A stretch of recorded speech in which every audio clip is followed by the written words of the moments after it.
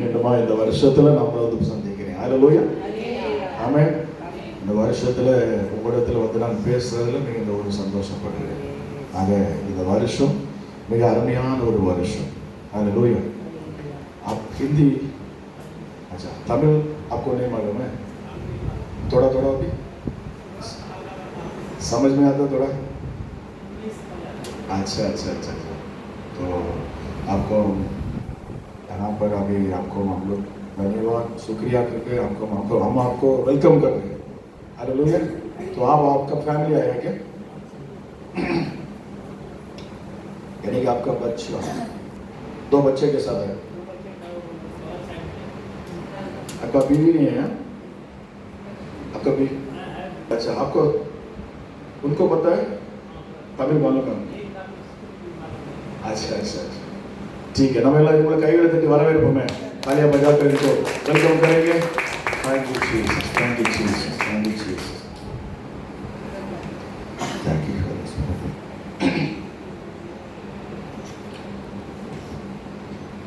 சரி, வேதத்தை எடுத்துக்கொண்டவங்க சங்கீதம் 53:6, சங்கீதம் 53:6.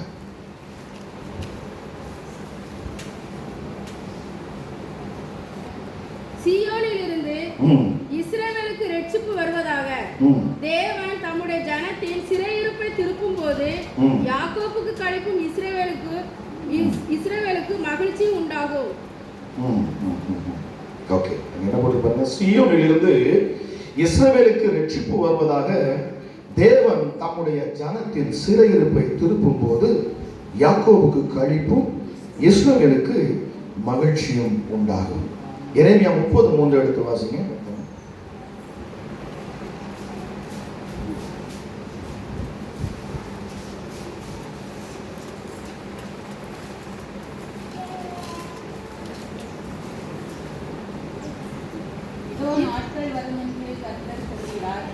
அப்பொழுது நான் இஸ்ரவேலும் யூதாவும் ஆகிய என் ஜனத்தினுடைய சிறையிருப்பை திருப்பி நான் அவர்கள் பிதாக்களுக்கு கொடுத்த தேசத்துக்கு அவர்களை திரும்பி வர பண்ணுவேன்.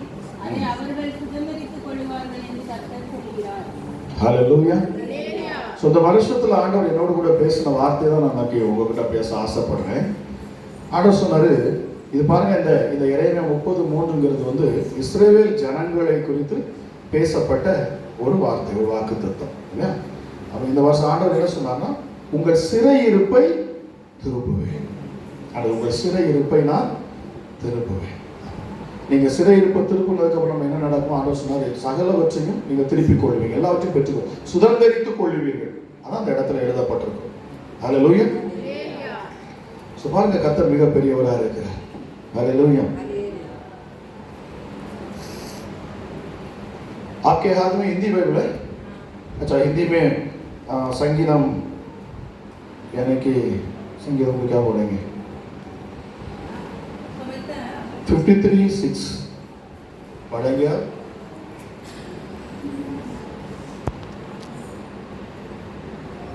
भला होता कि इस्राएल का पूरा उद्धार सियोन से निकलता, जब परमेश्वर अपनी प्रजा को बंधुआई से लौटा ले आएगा, तब याकूब मगन और इस्राएल आनंदित होगा.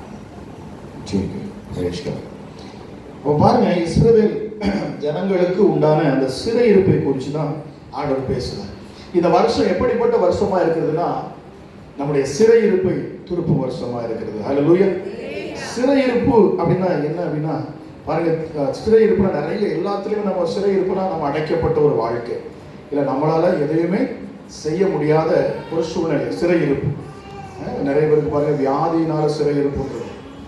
அவங்களுக்கு வந்து வியாதி அவங்கள விட்டு போகவே போகாது, தொடர்ந்து வியாதி இருந்துகிட்டே இருக்கும், தீராத வியாதி. சிறையிருப்பு அப்படிங்கிறப்ப பாருங்க, குடும்பத்துல தலைமுறையா வரக்கூடிய வியாதிகள், இது எல்லாமே சிறையிருப்பு தான். பாருங்க, வியாதி மட்டும், பொருளாதார நெருக்கடி, அப்புறம் வேலை இல்லாத திண்டாட்டங்கள் இருக்கும், பிசாசினால் வரக்கூடிய போராட்டங்கள், இது எல்லாமே ஒவ்வொரு சிறையிருப்பு தான். அதுலயே ஒடுக்கப்படுறது இல்லையா? சிறையிருப்புனா ஒடுக்கப்படுறது. சிறையிருப்புனா ஒருத்தர் கண்ட்ரோலில் நம்ம இருக்கிறது, ஒரு பொல்லாத மனுஷனுடைய கண்ட்ரோல் இருக்கிறது. எப்படி நம்ம ஜெயிலுக்குள்ள போட்டா என்ன செய்ய முடியும்? ஒண்ணுமே செய்ய முடியாது இல்லையா? அதையும் சிறையிருப்புன்னு சொல்லுவாங்க. எந்த ஒரு காரியத்திலும் வெளியில போக முடியாது, நன்மை தீமை அறிய முடியாது, அடைக்கப்பட்ட ஒரு வாழ்க்கை, சிறைப்பட்ட ஒரு வாழ்க்கை. இன்னொன்று சிறைப்பட்ட வாழ்க்கைங்கிறது அடிமைத்தனத்தில் நம்ம இருக்கிறது இல்லையா? அடிமைத்தனத்தில் நம்மளை வந்து யாரோ ஒருத்தர் நம்மளை ஆளுகை செஞ்சுட்டே இருப்பாங்க. நம்மளால என்ன செய்ய முடியாது, அந்த அந்த அந்த கோட்டையை விட்டு நம்மளால வெளியில வர முடியாது. இதுக்கு பேர் தான் சிறை இருக்கும். அந்த கட்டுக்குள்ளேயே இருப்போம். வேதத்துல பவுல் சொல்லுவது, நானும் நன்மை செய்ய நினைக்கிறேன் ஆனால் தீமையை செய்து விடுகிறேன். நன்மை செய்ய நமக்கு விருப்பம் உண்டு இல்லையா? நம்ம அநேகம் நம்ம நினைப்போம், நம்ம வந்து நன்மை செய்யணும் அப்படி நம்ம நினைக்கிறோம். ஆனா நம்ம வந்து தீமையை செய்து முடிச்சிடும்.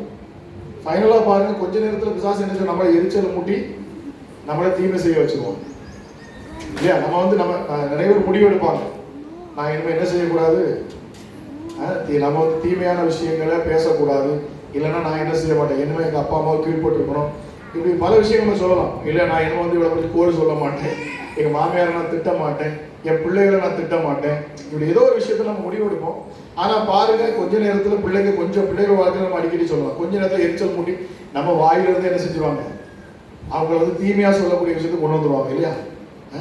நம்ம சொல்ல என் பிள்ளை நம்ம இல்லை நம்ம வாயில வார்த்தை வச்சுன்னா ரொம்ப மோசமாக இருக்கும். பிள்ளை என்னத்தையாச்சும் நம்ம சலிச்சிடுவோம்.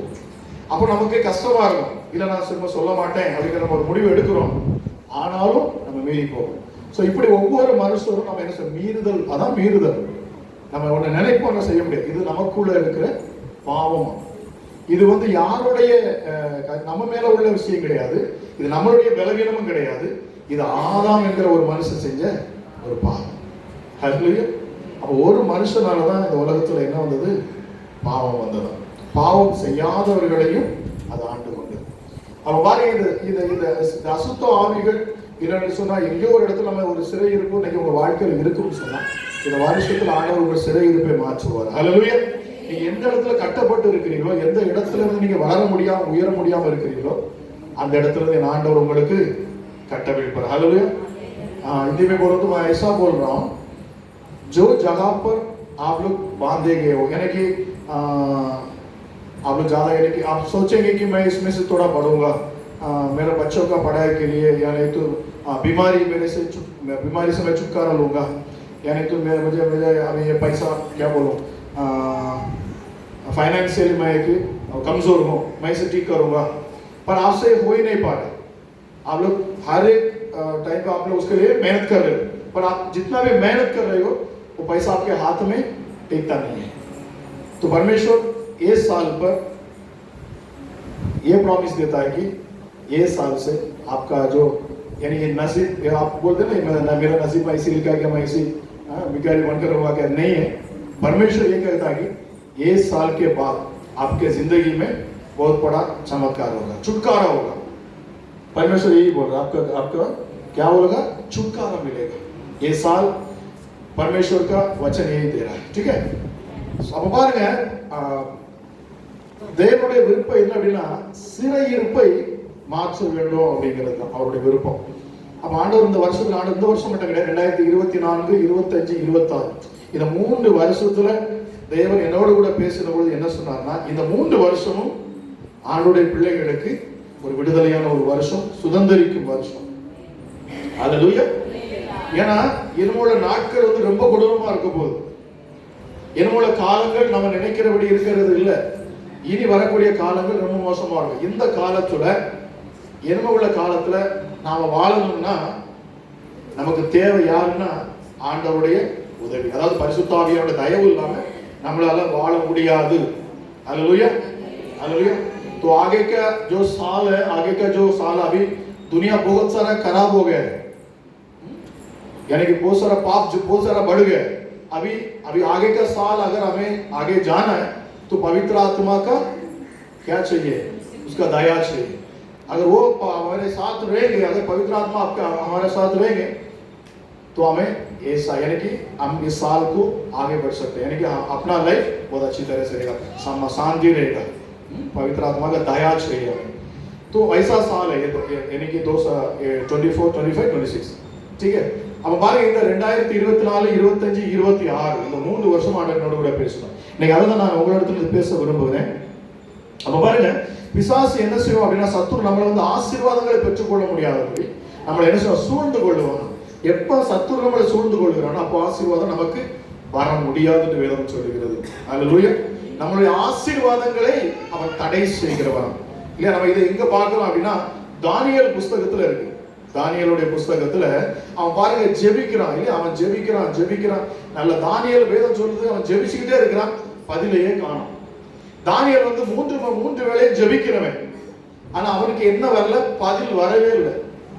அப்ப 3 வேளை அவன் ஜெபிச்சு பார்க்கறான், அவன் பதில் வரல. அவனுக்கு ஒண்ணுமே புரியல. எப்பவுமே ஆண்டவர் ஜெபத்துக்கு பதில் கொடுப்பார்.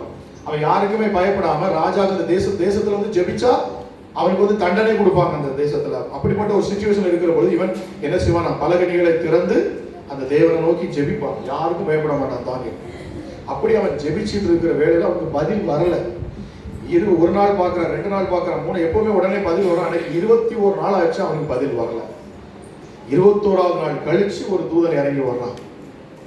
அந்த தூதன் வந்து சொல்றான், தானியேலே, நீ ஜெபிக்க ஆரம்பிச்ச உடனே, நீ எப்ப ஜெபிச்சியோ அப்பவே உன்னதத்தில் ஆண்டவர் என்ன செஞ்சிட்டார்? உனக்கு பதில தந்துட்டார். அல்லேலூயா.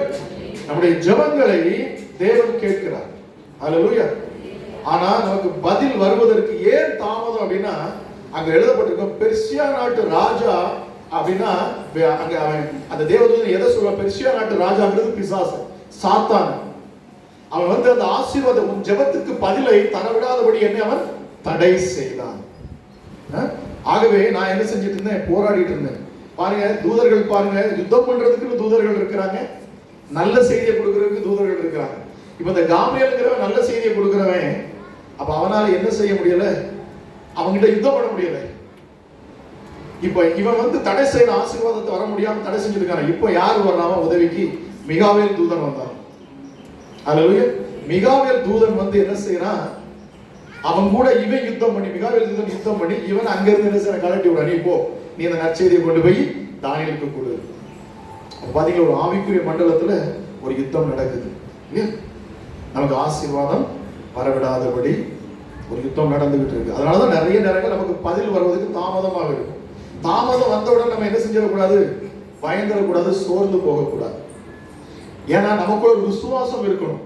ஆகவேதான் நான் அருமையான அந்த வார்த்தையை நம்ம ஒர்ஷிப் பண்றப்ப சொன்னேன், தேவனிடத்தில் சேருகிறவர்கள் அவர் உண்டென்றும் தம்மை நோக்கி கூப்பிடுகிறவர்களுக்கு அவர் பலன் அளிக்கிறார் என்றும் தன் இருதயத்தில் முழு நிச்சயமாய் விசுவாசிக்கிற பொழுது அப்பொழுது ஆகும். அப்ப தாமதத்துக்கு தேவன் தடையல்ல, பிசாசு தான் தடையா இருக்கிறார். அல்லேலூயா. அப்ப நம்முடைய வாழ்க்கையில் வரக்கூடிய ஆசீர்வாதங்களுக்கு தடையா இருப்பது சாத்தான். அப்போ இவன் தான் என்ன செய்ய? நம்மளை சிறையிருப்புல வைப்பான். நமக்கு வர வேண்டிய ஆசீர்வாதங்களை தடை செய்கிறவன். அப்ப இந்த ஆசீர்வாதங்கள் தடையில்லாம வருவதற்கு நம்ம என்ன செய்யணும்? நம்ம தொடர்ந்து தேவனை நோக்கி முறையிடணும். தேவனை நோக்கி தான் நம்ம அமர்ந்து இருக்கணும். தேவனுக்கு நம்ம பேசிக்கொண்டே இருக்கணும். அப்பொழுதுதான் நமக்கு ஆசீர்வாதம் உண்டாகும். ஒரு சில காரியங்களை நான் சொன்னா உங்களுக்கு புரிய வரும். பாருங்க, முதல்ல நம்ம என்ன பார்ப்போம் அப்படின்னா, மோசே, அதாவது இஸ்ரவேல் ஜனங்களுக்கு நம்ம ஆரம்பிப்போம். இஸ்ரவேல் ஜனங்கள் 400 வருஷம் அவங்க என்ன செஞ்சாங்க? அடிமையாக்கப்பட்டார்கள் இல்லையா? இது எல்லாருக்கும் தெரியும். யாத்திராகமத்தை எடுத்தோம்னா, யாத்திராகம் 1ஆம் அதிகாரம் 2ஆவது அதிகாரத்தை வாசிச்சோம்னா நமக்கு தெரியும். அவங்க வந்து என்ன செஞ்சாங்க? எகிப்துல வந்து ஆபிரகாமுடைய சந்ததிகள் அங்க வந்தாங்க. 12 கோத்திரமும் அங்க வந்து சேர்றாங்க.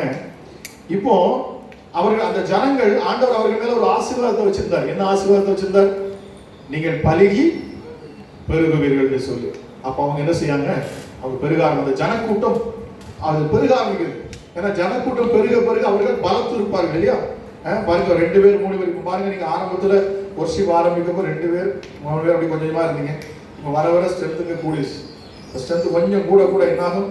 இந்த இடத்துல தேவ பிரசன்னம் அதிகமாகிக் கொண்டே இருக்கும். அல்லேலூயா. ஏன்னா உங்க ஒவ்வொருத்தரும் கூடயும் தேவன் இருப்பார், அவருடைய வல்லமை இருக்கும். உங்கள் ஒவ்வொருவரும் கூட தேவ ஆவியானவர் இருப்பார். உங்கள் ஒவ்வொருவரும் கூட தேவ தூதர்கள் இருப்பாங்க. அப்ப இதெல்லாம் ஒன்றா கூடுறப்ப என்ன ஆகும்? ஒரு பெருக்கம் ஏற்படும். அல்லேலூயா. ஒரு மிகப்பெரிய அசைவு உண்டாகும். அதை நம்ம கூடி ஜெபிக்கிற பொழுது நிறைய மாற்றங்கள், நிறைய அற்புதம், நிறைய ஏன் பார்க்க முடியுது அப்படின்னா, அதை நம்ம கூடுகிற பொழுது தான் தேவ பிரசனம் அங்கே இருக்கும். ஆனா 2-3 பேர் என் நாமத்து நிமித்தம் எங்கே கூடுவார்களோ, அப்போஸ்தலர் அந்த நாட்கள் கூடி ஜெபிச்சாங்க. அப்ப தேவ பிரசனம் அங்கே இறங்குது. அப்ப இன்னைக்கு பாருங்க, இந்த சிறையிருப்பு. அப்ப இந்த ஜனங்கள் அங்க போன பலுகி பெருகிறாங்க. இதை பார்த்தோன்னா தேசத்தின் ராஜாவுக்கு ஒரு பயம் வந்துருச்சு. இவங்க பலுகி பெருகிச்சா என்ன செஞ்சிருவாங்க? நமக்கு எதிரி நாட்டுடைய தேசத்திலுடைய இவங்க அடிமையா வைக்கப்பட்டிருக்கிறாங்க. கொத்தடிமையா அடிமையா இவங்க இருக்கிறாங்க. அப்ப இவங்களை நம்ம விட இவங்க வந்து பெருகிட்டாங்கன்னா நம்மளை மேற்கொண்டுருவாங்க. நம்மளுடைய எதிரி ராஜா கூட சேர்ந்து நம்மளை என்ன செஞ்சுருவாங்க, நம்மளை ஒடுக்கிடுவாங்க அப்படின்னு சொல்லி இவங்க எழும்ப விடாதபடி இவங்களை ஒடுக்கணும்னு சொல்லிட்டு அவங்க என்ன செய்யறான் பாருங்க, அவங்க ஒடுக்க ஆரம்பிக்கிறாங்க.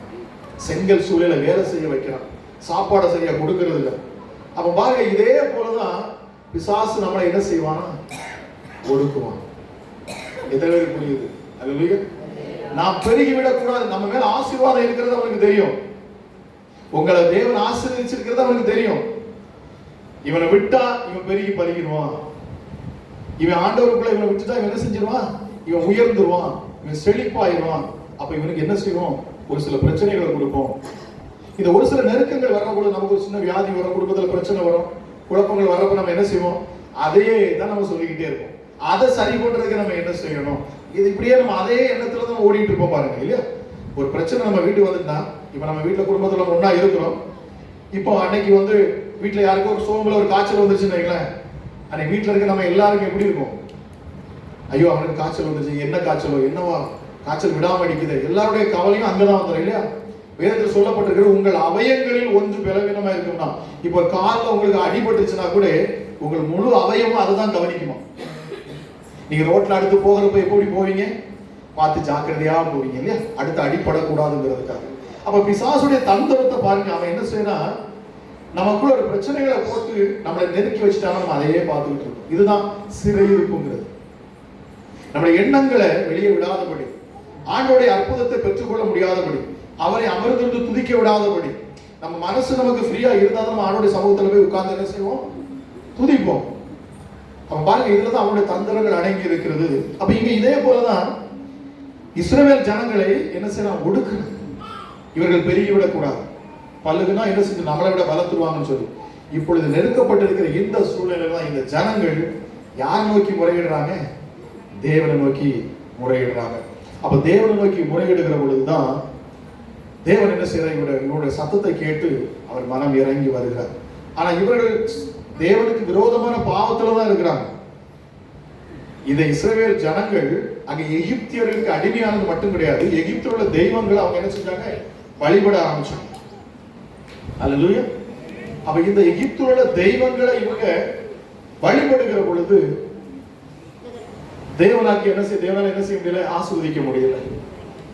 பாவம் எப்பொழுதெல்லாம் தேவனுக்கு முன்பதாக இருக்கிறோம், தேவனுக்கு பிடிக்காத நம்ம அருவருப்பான காரியங்கள் நம்ம குடும்பத்துல இருக்கும், நம்ம பிள்ளைகள் மத்தியில் இருக்குன்னா தேவனால் என்ன செய்ய முடியாது, ஆசீர்வதிக்க முடியாது. அப்ப நம்மளால என்ன செய்ய முடியாது, அதை விட முடியாம இருக்கும். அப்ப நம்ம விட முடியாம இருக்கிற இந்த சூழ்நிலையில தான் நம்ம பரிசுத்த ஆவியானவருடைய உதவியை நம்ம நாடும். ஆனா நம்ம அந்த அவர் வந்து நமக்கு உணர்த்துவார். தப்பு செய்யறவனுக்கு எப்பவுமே அது தப்புன்னு தெரியும் இல்லையா. நல்லா பாருங்க, ஒருத்தன் வந்து நான் எப்பவுமே சொல்லுவேன், ஒருத்தன் திருட போறான்னா திருடனுக்கு நல்லா தெரியும் திருடுறது தப்பு அப்படின்னு. ஆனாலும் அவன் என்ன செய்யறான், திருடுவான். அவனுடைய சூழ்நிலை நிமித்தமாக சூழ்நிலை அந்த மாதிரி நெருக்கப்படும். கொலை செய்யறவனுக்கு நல்லா தெரியும் கொலை செஞ்சா தப்பு, அது பாவம். ஆனாலும் அவன் என்ன செய்யறான், அவன் அதை செஞ்சு விடுறான் கோபத்துல சொல்லல. அப்ப இதுதான் மீறுதல்கள். இந்த மாதிரி மீறுதலை கொண்டு வந்து பிசாசு என்ன செய்யறான், நம்மளை வந்து சிறையிருப்புக்குள்ள வைக்கிறான்.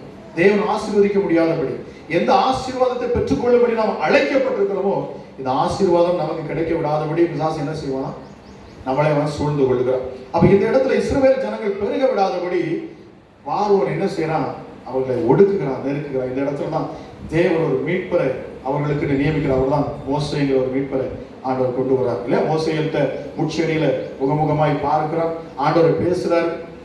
அவன் சொல்றான், நான் ஒருவனாயிருந்து நான் எப்படி போவேன், நான் எப்படி என்ன, நான் திக்குவாயா இருக்கிறேன், நான் எப்படி அவர்களை போய் அந்த முழு இத்தனை லட்சம் மக்கள் 6 லட்சம் மக்கள் நான் எப்படி மீட்டு கொண்டு வருவேன், என்னால் ஒரு ஆளால் எப்படி முடியும், ஆனால் தேவனால் முடியும். ஹல்லேலூயா, ஹல்லேலூயா.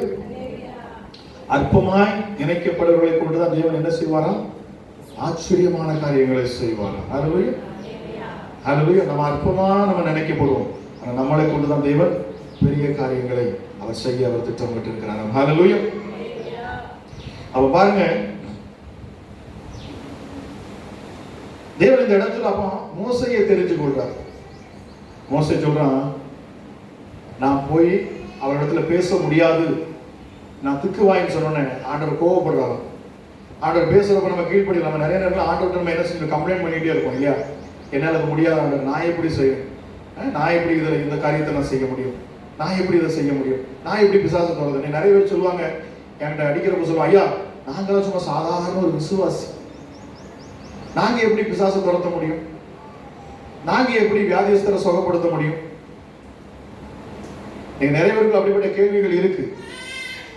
இல்லைங்க, நம்ம ஒரு சில காரியத்தை இப்ப நான் சொல்றேன் பாருங்க.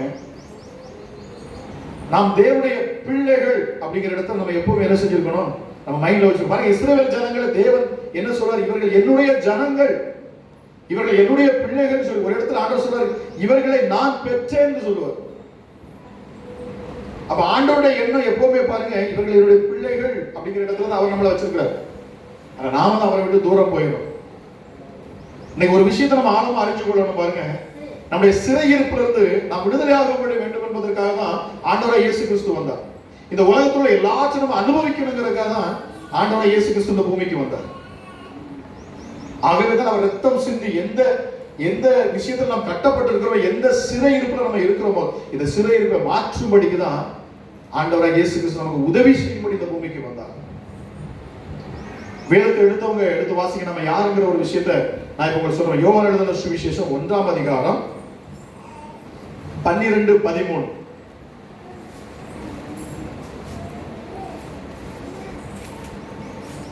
எங்களை விடுவிக்க தேவன் இல்லையா, எங்களை விடுவிக்க ஒருவர் இல்லையான்னு சொல்லி அவங்க புலம்ப ஆரம்பிச்சாங்க. இன்னைக்கு நம்ம அப்படிதான் புலம்பிட்டு இருக்கோம். ஆண்டவரே என்னை விடுவிக்கிற அந்த ஊழியக்காரர்கிட்ட போட்டுமா, இங்கவே ஜெபிச்சா எனக்கு விடுதலை கிடைக்குமா, இத்தனை மணி நேரம் ஜெபிச்சா எனக்கு விடுதலை கிடைக்குமா, இல்லையா இந்த தீர்க்கதரிசியை தேடி போனா இல்லங்க. நான் முதலாவது நம்ம ஒன்றை புரிஞ்சு கொள்ள வேண்டும், நான் தேவனுடைய பிள்ளையா இருக்கிறேன். எத்தனை பேர் இந்த இடத்துல விசுவாசி சொல்ல போறீங்க? ஆளுமே கையில உயர்த்தி சொல்லுங்க, நான் தேவனுடைய பிள்ளை. சொல்லுங்க, வாயில தெரிஞ்சு சொல்லுங்க, நான் தேவனுடைய பிள்ளை. எடுத்து வாசிங்க. யோவான் எழுதின சுவிசேஷம் 1ஆம் அதிகாரம் 12. அவருடைய நாமத்தின் மேல் விசுவாசம் உள்ளவர்களாய் அவரை ஏற்றுக்கொண்டவர்கள் எத்தனை பேர்களோ அத்தனை பேர்களும் தேவனுடைய பிள்ளைகளாகும்படி அவர்களுக்கு அதிகாரங்கள் கொடுத்தார். ஓகே, அப்ப பாருங்க, இதுல என்ன எழுதி இருக்கு? யாரெல்லாம் அவரை விசுவாசித்தார்களோ. अब हिंदी में पढ़िएगा वो। परंतु जिन्होंने उसे ग्रहण किया उसने उन्हें परमेश्वर के संतान होने का अधिकार दिया, अर्थात उनमें जो उनके नाम पर विश्वास रखते हैं। अच्छा, उसमें क्या लिखा? परमेश्वर के ऊपर जो कोई भी विश्वास रखेगा वो उसका संतान बन जाता है। हम उसका संतान है। कितना अच्छी तरह से लिखा गया है कि नहीं? तो हम उसका संतान, उसका बच्चा है, हम उसका पुत्र है, हमें वो अधिकार दिया गया है। तो हमें कोई बात के लिए हम डरने की, कोई चिंता करने के लिए कोई बात नहीं है। उसका आगे का वचन बढ़ेगा। वे न तो लहू से, न तो शरीर के इच्छा से, न तो मनुष्य के इच्छा से, परंतु परमेश्वर से उत्पन्न हुए। हम परमेश्वर से, कितना अच्छा लिखा है कि नहीं? इसे मनन करके देखिए, हम उसका बच्चा है। अभी हम धरती का लोग नहीं है, हम परमेश्वर के द्वारा पैदा हुआ है, उसका संतान है अभी, है नहीं? हम பாருங்க, அடுத்த வசனத்தை வாசிங்க, 13 வாசிங்க. அவர்கள் இரத்தத்தினாலாவது மாம்ச சித்தத்தினாலாவது புருஷனுடைய சித்தத்தினாலாவது பிறவாமல் தேவனால பிறந்தவர்கள். எத்தனை பேருக்கு இதுல புரியுது? எல்லாரும் பைபிள் வச்சிருக்கீங்களா? பாப்பா என்ன படிக்கிறீங்க? பைபிள் படிங்க, சரி? நான் சொல்றப்ப சாப்பா கவனிச்சுட்டே இருங்க. கொஞ்ச நேரம் ஆண்டோட சமூகத்தில் உட்கார்ந்துருக்கப்போ கவனமா கேளுங்க. ஏன்னா அவருடைய வார்த்தையில தான் ஜீவன் இருக்கு. அதுவே அவருடைய வார்த்தையை நம்ம தியானிச்சு பழகணும். சின்ன பிள்ளைங்களாம் நம்ம பழகணும். வார்த்தை ரொம்ப முக்கியம். அப்போ அந்த இடத்த வாசிங்க, திரும்ப வாசிங்க, இந்த இடத்த வாசிங்க. இப்போ அதுக்கு முந்தின வசனம் சொல்லுது, யாரெல்லாம் அவரை விசுவாசித்தார்களோ அவர்கள் எல்லாம் தேவனுடைய பிள்ளைகளாகும்படி அவர்களுக்கு அதிகாரம் கொடுத்தார். இப்ப எத்தனை பேர் இதுல இருக்கிற நீங்க விசுவாசிக்கிறீங்க நான் இயேசுவோட பிள்ளைன்னு சொல்லி? ஆமென், அல்லேலூயா. இப்ப நீங்க எல்லாம் விசுவாசிக்கிறீங்க தானே? நானுடைய பிள்ளைன்னு விசுவாசிக்கிறீங்க தானே? சரி, இப்ப நீங்க விசுவாசிச்சீங்கன்னா அடுத்து நீங்க என்னவா இருக்கிறீங்களா? உங்களுக்கு பாருங்க, நீங்க யாருங்கிற ஒரு அடையாளத்தை அங்க தேவன் கொடுக்கிறார். இதான் 13வது வசனத்தை நீங்க எடுத்து வாசிங்க. அவர்கள் இரத்தத்தினாலாவது, இப்ப நீங்க நான் ஒவ்வொன்றா வாசிங்க. அவர்கள் இப்ப நீங்க ரத்தத்தினால உருவான பிள்ளைங்க கிடையாது. அடுத்தது வாசிங்க.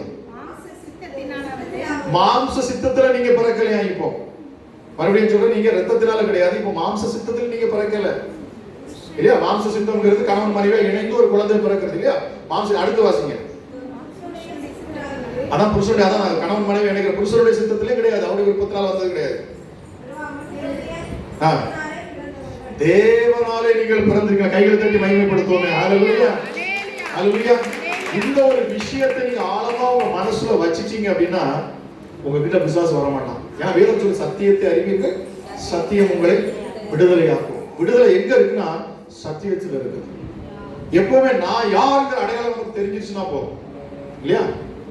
இப்ப இந்த நாட்டு பிரதமருடைய நீங்க வந்து எங்கேயோ தெருவில் சுத்திட்டு இருக்கீங்க, ஊர் ஊரா சுத்திட்டு இருக்கீங்க, நீங்க வந்து ஒரு கஷ்டப்பட்டு எடுத்துட்டு இருக்கீங்கன்னா, ஒரு இடத்துல நீங்க ரொம்ப கஷ்டப்பட்டு கூலி வேலை பார்த்து ஒரு வேலை பார்த்துட்டு இருக்கீங்க.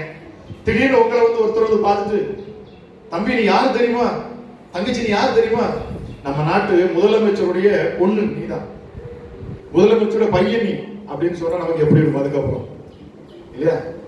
அதுக்கப்புறம் நம்ம நடை எப்படி இருக்கும், நம்மளோட உடை எப்படி இருக்கும், நம்மளுடைய செயல்பாடுகள் எப்படி இருக்கும் யோசிச்சு பாருங்க. நம்ம கிடைக்கிற மரியாதை யோசிச்சு பாருங்க.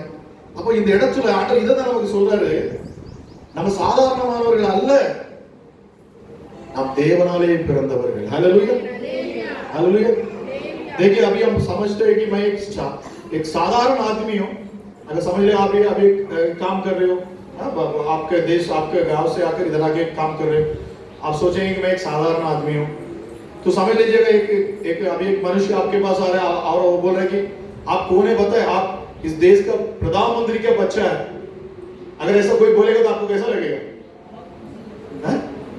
उसके बाद आपका चलने का चाल कैसा रहेगा, आप बात करने का बोलने का तरीका कैसा रहेगा, सब बदल जाएगा, है कि नहीं? तो इतना ताकत है। तो वही बाइबल बता देगी हम परमेश्वर का पुत्र है, हमें किसी बात के लिए डरने की कोई चिंता करने की कोई बात नहीं है। अगर इनके ऊपर विश्वास करेंगे, इस परमेश्वर को ऊपर अगर पूरा विश्वास करके हम अपना लाइफ अपना जिंदगी जिएंगे तो हम एकदम खुशी रहेंगे, है कि नहीं? एकदम खुशी रहेंगे। और जो हमें चाहिए इस दुनिया से, जो हमें चाहिए वो सब हमें मिलते रहेंगे। हालेलुया। அப்ப பாருங்க, தேவன் நமக்கு தேவைகளை ஒரு சந்திப்பா பாருங்க. அப்ப நமக்கு அந்த அந்த அந்த ஒரு பலம் நமக்கு வந்துருச்சுனாலே, நான் யாருங்கிறத அறிஞ்சிட்டாலே பிசாசு வெட்கப்பட்டு போவான். ஐயோ இவங்க சத்தியத்தை தெரிஞ்சுக்கிட்டாங்க, இவங்க யாருங்கிறத இவங்க அறிஞ்சுக்கிட்டாங்க அப்படிங்கிற அந்த காரியம் அவனுக்கு வந்தோம்னா பயப்பட ஆரம்பிப்போம். ஹல்லேலூயா. சரி, இப்ப அடுத்ததா ஒரு விஷயத்தை நான் சொல்றேன், அதுக்கப்புறம் நான் செய்திக்குள்ள போறேன். பாருங்க, அடுத்த நான் ஒரு காரியத்தை நான் சொல்றேன். मार्क सुविशेषम 16 अधिकार 17 वचन, मरकुस के पुस्तक लीजिएगा और उसमें 16 अधिकार 16 और 17 वचन 17 விசுவாசிக்கிறவர்களால் நடக்கும் அடையாளங்களாவன. அங்க என்ன எழுதப்பட்டிருக்கு பாருங்க, விசுவாசிக்கிறவர்களால் நடக்கும் அடையாளம். எல்லாரும் எடுத்துட்டீங்களா? இதுங்க ஒவ்வொரு நாளும் நீங்க இதை தியானிச்சு பாருங்க, உங்களுக்குள்ள ஒரு புது அதிகாரம் உங்களுக்குள்ள வரும், ஒரு புது தைரியம் வரும், புது நம்பிக்கை வரும். உங்களை கொண்டு தேவன் அற்புத அடையாளங்களை செய்வார். நம்ம பயந்து ஓட வேண்டிய அவசியமே இல்லை, வியாதியை கண்டு பயப்பட வேண்டிய அவசியம் இல்லை, பிசாசை கண்டு பயப்பட வேண்டிய அவசியம் இல்லை, இல்லையா? நம்ம சூழ்நிலைகளை கண்டு பயப்பட வேண்டிய அவசியமே இல்லை. இப்ப இதுல என்ன எழுதப்பட்டிருக்கு பாருங்க, விசுவாசிக்கிறவர்களால் நடக்கும் அடையாளங்களாவன. இப்ப கொஞ்சம் முன்னாடி நீங்க தானே சொன்னீங்க, இயேசுவை விசுவாசிக்கிறீங்கன்னு சொன்னீங்கல்ல எல்லாரும். மீண்டும் கேட்க, இயேசுவை யாரெல்லாம் விசுவாசிக்கிறீங்க? எல்லாரும் விசுவாசிக்கிறீங்க, அப்படித்தானே? இப்ப உங்களுக்கு தான் அங்க எழுதிருக்கு. அங்க வந்து அந்த இடத்துல ஒரு பாஸ்டரால் நடக்கும் அடையாளங்களாவன, ஒரு ஊழியக்காரர்களால் நடக்கும் அடையாளங்களாவன, ஒரு அப்போஸ்தலரால் நடக்கும் அடையாளங்களாவன, ஒரு தீர்க்கதரிசியால் நடக்கும் அடையாளங்களாவன எழுதல. என்ன எழுதிருக்கு? விசுவாசிக்கிறவர்கள். அப்ப வாசிங்க, விசுவாசிக்கிறவர்கள் நடக்கும் அடையாளங்களாவன, என் நாமத்தினாலே பிசாசுகளை துரத்துவார்கள். ஹல்லேலூயா. என்ன போட்டிருக்கு? நாமத்தினாலே பிசாசுகளை துரத்துவார்கள். யார் துரத்துவா? விசுவாசிக்கிற நீங்க தான் துரத்துவீங்களா? ஹல்லேலூயா. சரி, அடுத்து நீங்க என்ன செய்வீங்கன்னு சொல்லப்பட்டிருக்கு பாருங்க. நவமான பாஷைகளை பேசுவார்கள். என்ன பேசுவீங்க? நவமான பாஷைகள். அப்படின்னா அந்நிய பாஷையை பேசுவீங்களா?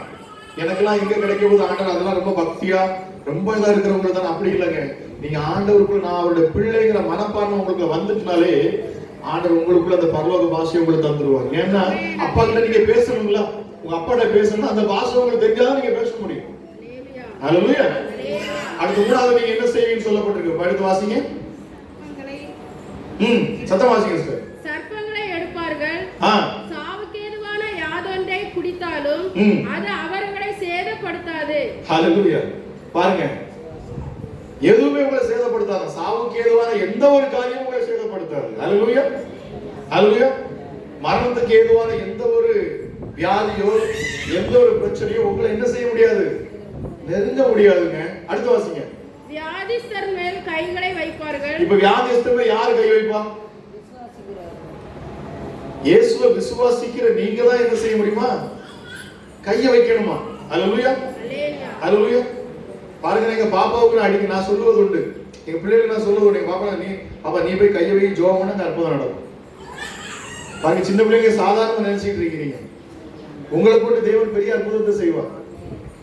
எங்க பாப்பா வந்து எத்தனை 9th படிக்கிறப்போ அவங்க பிரின்சிபலுக்கு ஹீல் ஆனது.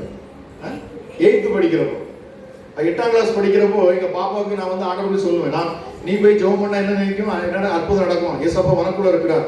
நான் ஒவ்வொரு நாளும் கற்றுக் கொடுப்பேன், ஏசப்பா எங்க இருக்கிறார், உனக்குள்ள தான் இருக்கிறார்.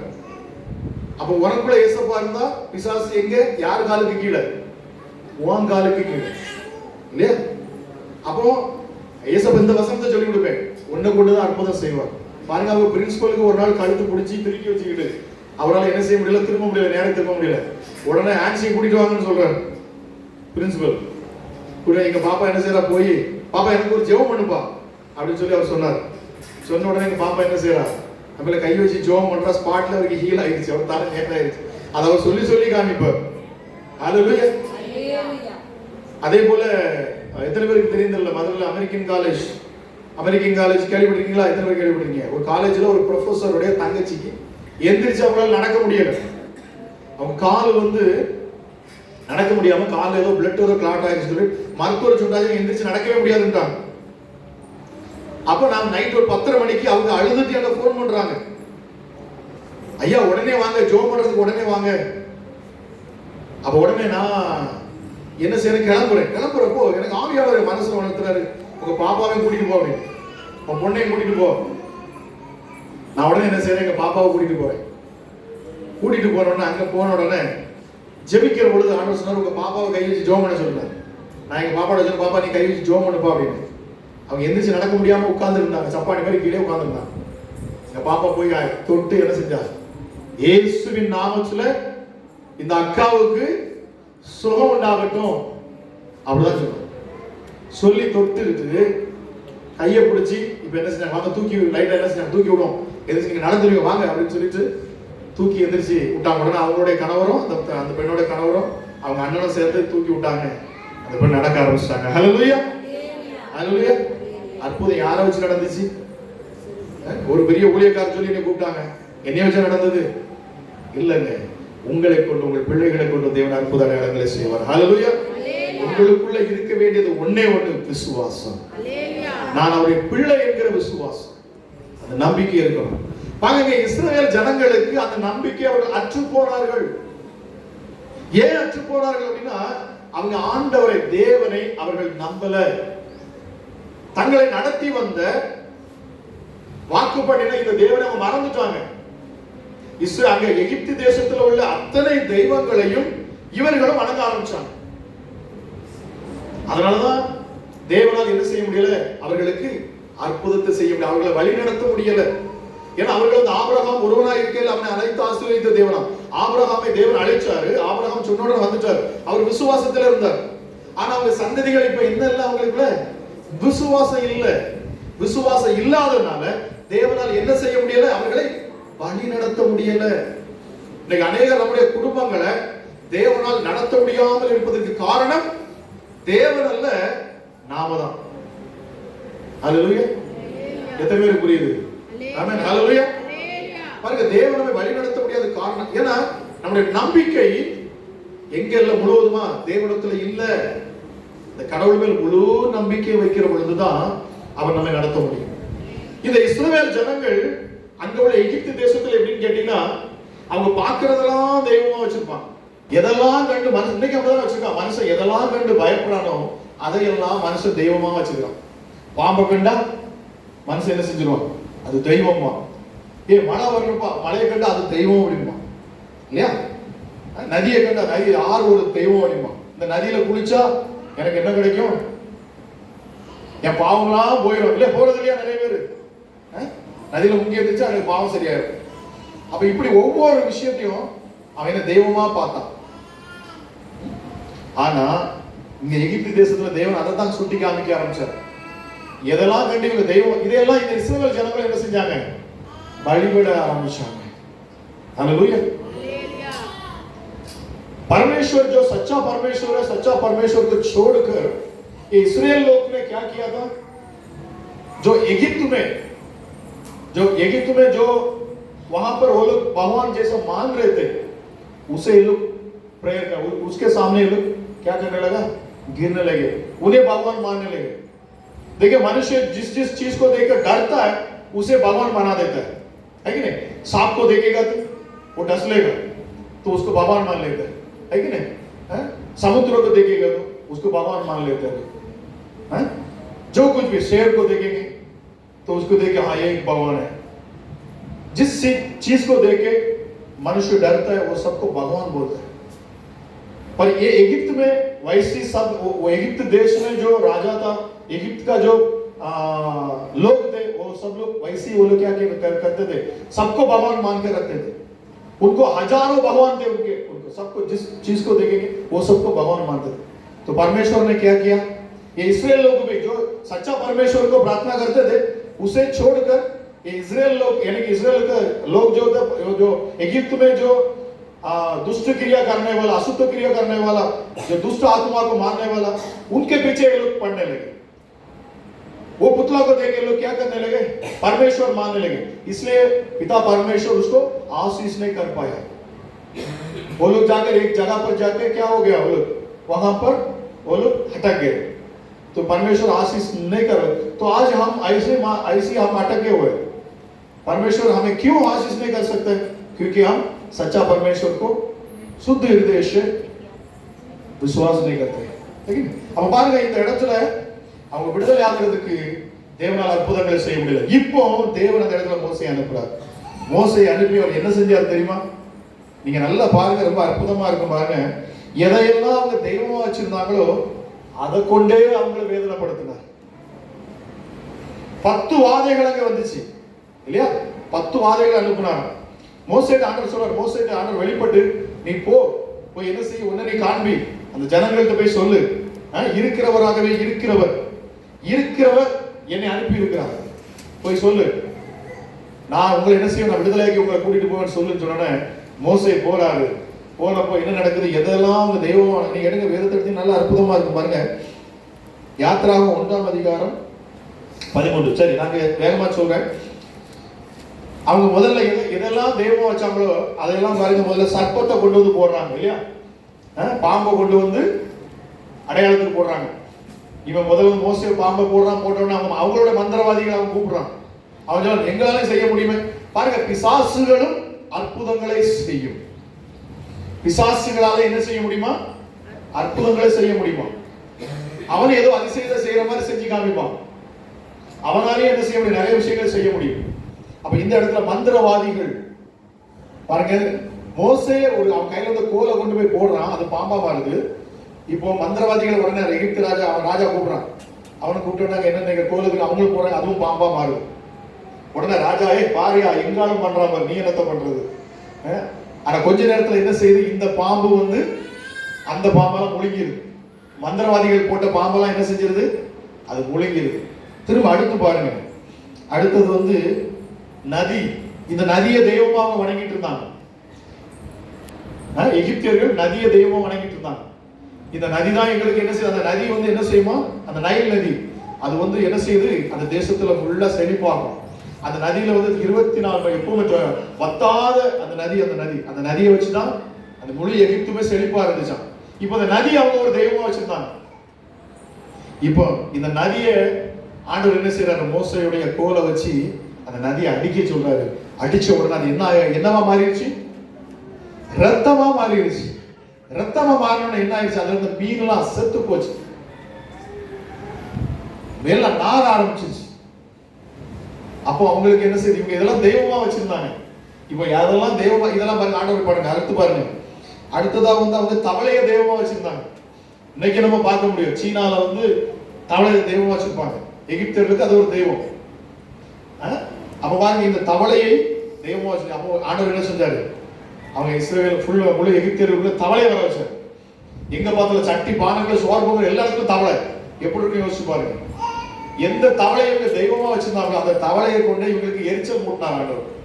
எகிப்தியர்களுக்கு புரிஞ்சு, என்னடா நம்ம தவளை தெய்வம், தவளையினால அவ்வளவு அருவருப்பு இல்லையா?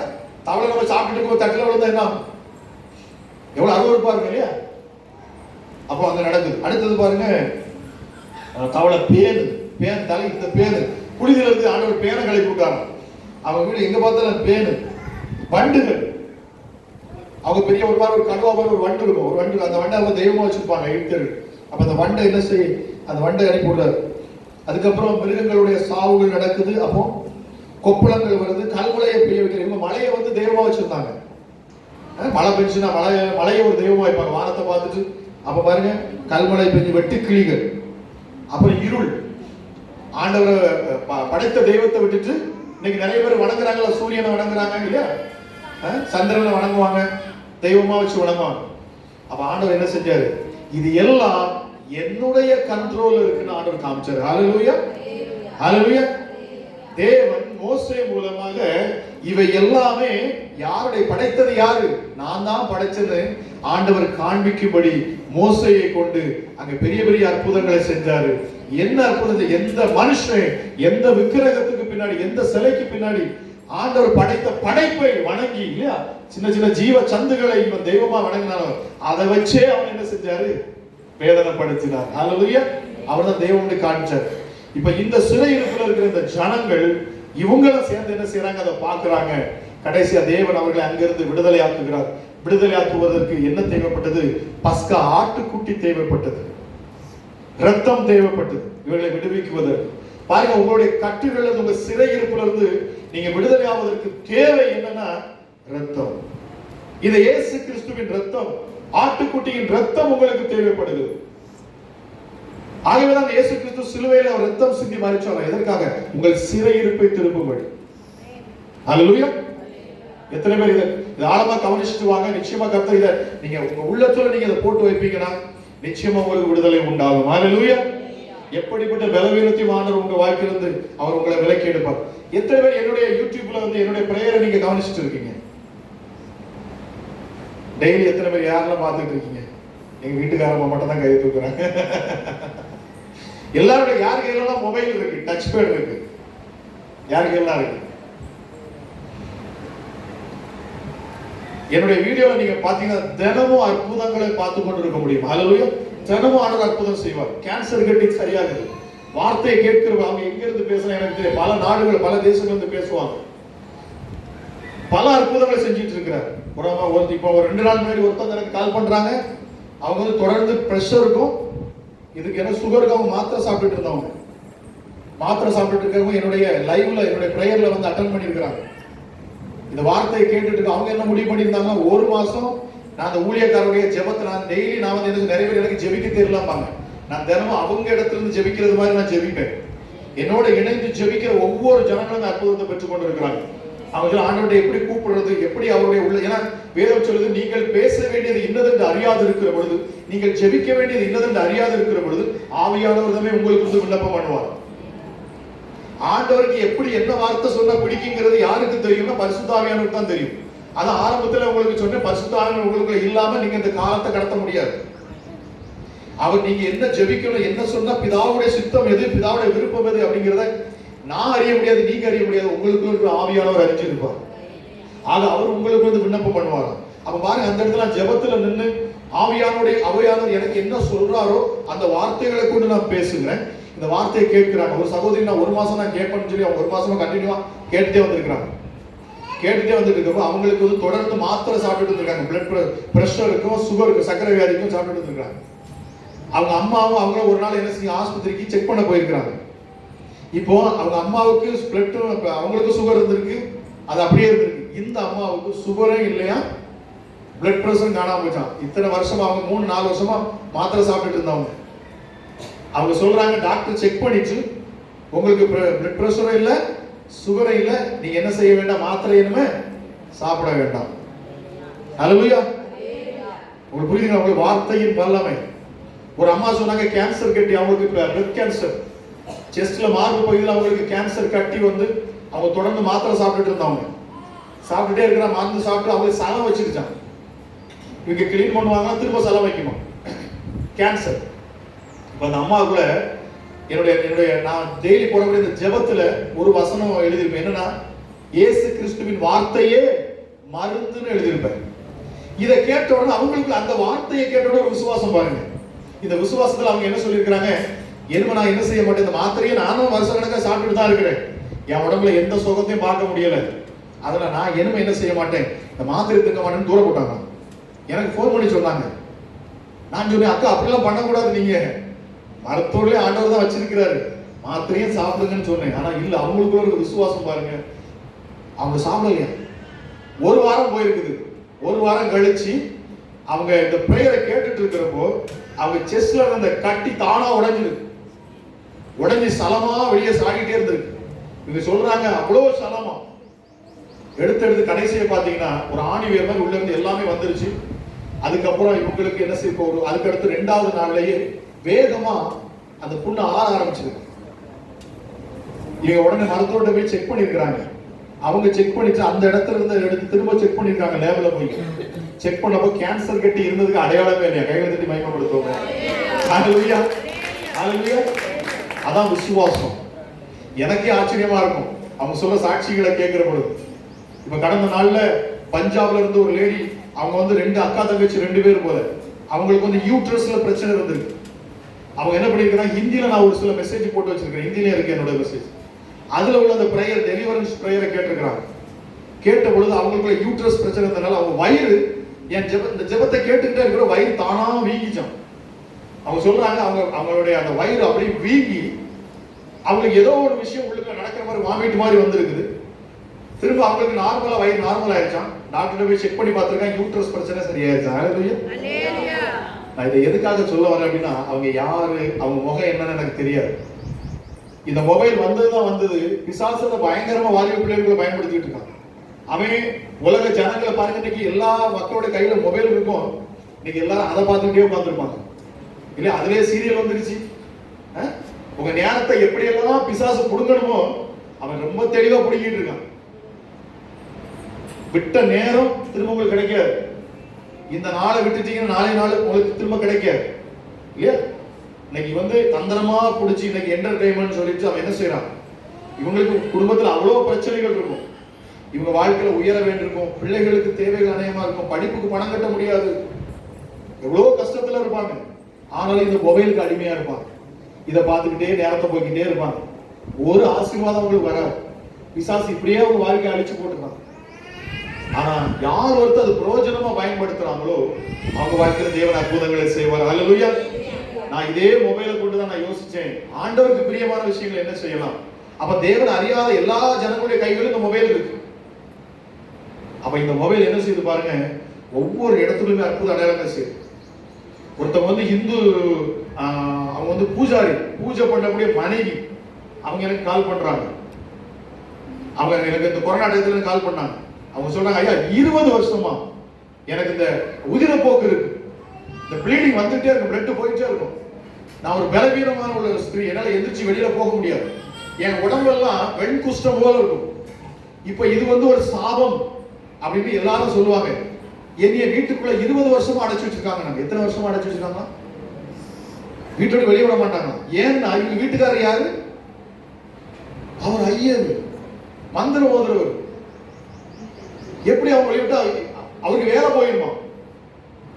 ஏன்னா உன் மனைவியே திட்டா இருக்கிறா இல்லையா, உன் மனைவி வந்து வியாதியா இருக்கிறா, நீ எப்படி வந்து நீ என்ன செய்ய முடியும், சாமி முன்னாடி நிக்க முடியும்னு சொல்லிட்டு இவன் இந்த லேடியை வீட்டு வெளியே விட்டதே கிடையாது. இப்ப இவங்க என்ன செய்யறாங்க, அந்த யூடியூப்ல மூலமா இந்த வீடியோ பார்த்துருக்காங்க. இவங்க பார்த்துட்டே இருக்கிறப்போ இவங்களுக்கு வந்து அப்படியே தலை சுத்தி இருக்கு. ஏதோ ஒன்று இவங்களுக்கு ஒரு மாறுபாடு நடந்த உடனே இவங்க இந்த ஜெபத்தை கேட்டிருக்கிறாங்க. கேட்டுட்டு ஒரு நாள் எனக்கு கால் பண்ணாங்க. எனக்கு கால் பண்ணப்போ நான் அவங்கள்ட்ட என்ன சொன்னேன் தெரியுமா, அவங்களுக்காக ஜெபிக்கிறேன் அப்படிங்கிறப்போ அவங்க ஜெபிக்க போறப்ப ஆவியானவர் என்ன சொல்றாரு, இல்ல நீ முதல்ல அவங்க கையில வேதாகமம் இருக்கு, பைபிள் அந்த சிஸ்டர் வச்சிருக்காங்க, நீ அதை கேளுங்க. நான் சொன்னேன் பாருங்க, ஒரு ஆண்டவர் அறியாத ஒரு ஒரு மதத்துல இருக்கிற ஒரு பிள்ளை கையில வேதாகமம் இருந்திருக்கு. அப்ப ஆவியானவர் சொல்ல அந்த வேதாகமம் இருக்குன்னு நான் சொன்னேன். அவங்கள ஃபோன் பண்ணி கேட்கிறேன், அந்த போன்ல கேட்கிறேன், சிஸ்டர் உங்ககிட்ட வந்து பைபிள் இருக்குன்னு ஆண்டவர் சொல்ல இருக்கா அப்படின்னு. ஆமா என்கிட்ட இருக்குது. நான் காலேஜ் படிக்கிறப்போ ஒரு பொண்ணு, கிறிஸ்தவ பொண்ணு இருந்துச்சு, அந்த பொண்ணு என் கையில இந்த பைபிளை தந்துருந்துச்சு, அது இருக்கு அப்படின்னு. நான் சொன்னேன் அந்த பைபிளை எடுத்து யோவான் எழுதுற சுவிசேஷத்தை வாசிங்க, நீங்க வாசிக்கிறப்பவே உங்களுக்கு சுகம் கிடைச்சிடும் அப்படின்னு. இது மாதிரி கேள்விப்பட்டிருக்கீங்களா? ஆண்டவர் வந்து எப்படி அற்புதம் செய்வார்னு நமக்கு தெரியாதுங்க. நம்ம தான் நினைக்கிறோம் இப்படிலாம் கிடந்தா அப்படிலாம் பண்ணாதான் ஜெபிப்பார். இல்ல, உங்கள் விசுவாசம் எல்லாவற்றுக்கும் மேலாக இந்த வேத வார்த்தை, இந்த வார்த்தையை நீங்க நம்பிட்டீங்க அப்படின்னா, இந்த வார்த்தையை டெய்லி நீங்க உட்கொள்ள தியானிக்க இதுல இருந்து அற்புதம் உங்க உடம்புல தானா வெளிப்படும். உங்களுக்கு யாரும் உங்களுக்கு விடுதலையாக்க எந்த ஊழியக்காரரும் தேவையில்லை. அல்லேலூயா. உங்க தரித்திரம் மாறும், உங்க சூழ்நிலை மாறும். பாருங்க, இதை அவங்க வந்து என்ன நான் சொன்ன சிஸ்டர் வாசிங்கன்னு சொல்லி விட்டுட்டேன். ஒரு 10 நாள் 15 நாள் போச்சு, எனக்கு கால் பண்ணாங்க. அவங்க சொல்றாங்க, யோவான் சுவிசேஷத்துல 3வது அதிகாரம் வாசிக்கிற போதே அவங்க உடம்புல அவங்க சொல்றாங்க, நான் என் உடம்புல ஆரோக்கியத்தை நான் கண்டுட்டேன், இப்ப எனக்கு உதிரப்போக்கு இல்ல, அது ஸ்டாப் ஆயிடுச்சு, என் ஸ்கின்ல அலர்ஜி மாற ஆரம்பிச்சிச்சு. 10 நாள்லங்க அவர் அற்புதத்தை சார் கையில தட்டி மகிமைப்படுத்தும். நம்ம தேவன் எவ்வளவு பெரியவர். அல்லேலூயா. அது இயற்கைக்கு மேற்பட்ட அதிசயங்களை செய்யக்கூடிய தேவன் அவர். நாம ஒண்ணுதான் செய்யணும், அவர் மேல விசுவாசம் வைக்கணும். அல்லேலூயா. அவர் நம்முடைய சிறையிருப்பை மாற்றுகிற தேவன்.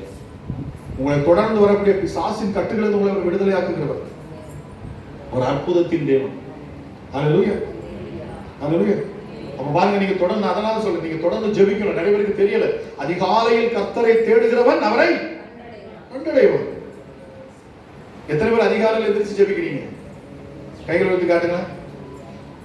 காலையில் உண்மையா சொல்லுவாங்க, மனசுக்கு தெரியும் ஆண்டவர் பார்த்துக்கிட்டு இருக்க. நான் சொல்றேன், உண்மையா சொல்லுங்க, ஏன்னா அது ரொம்ப முக்கியமானது. அதுக்காக தான் சொல்றேன். அதிகாலை எடுத்து ஆண்டவரை நீங்க தேடுறீங்களா? அவருக்கு நீ எவ்வளவு நேரம் கொடுக்குறீங்க?